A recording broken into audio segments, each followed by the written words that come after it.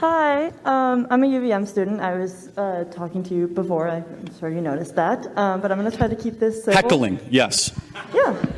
But I'm just going to hope you respond in a way that's not so just conservative talking point and more of a conversation way. Hopefully. Maybe?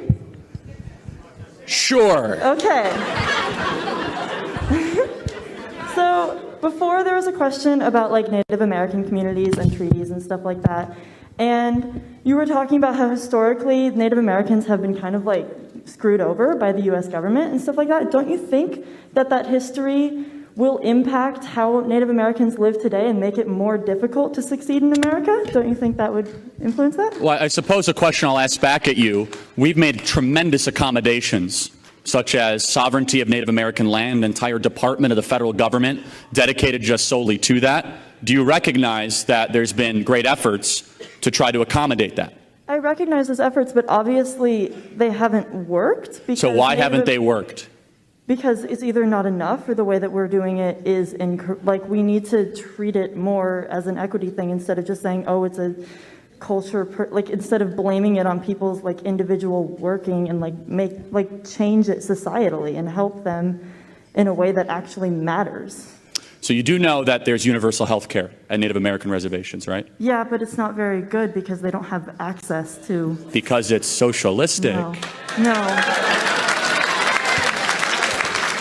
They have universal health care in plenty of European countries, and it works just fine. The flaws with the Native American...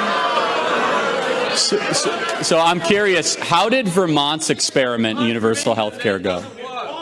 I'm not from Vermont, so I don't know these things. I didn't hear your response. Say that again. I'm not from Vermont, so I don't know these things. I moved here like 2 months ago.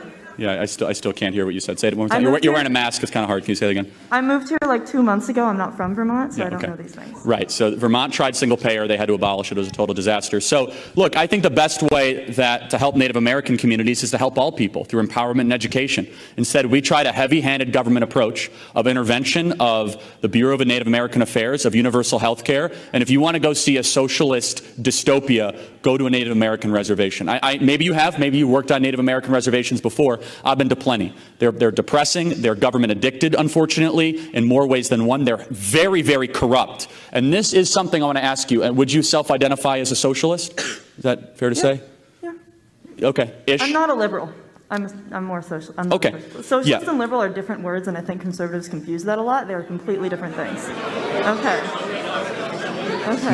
No, we don't. So I'm just curious, as someone who would say you're a socialist, what would be a country you think works well that's a socialist country? There are no socialist countries right now.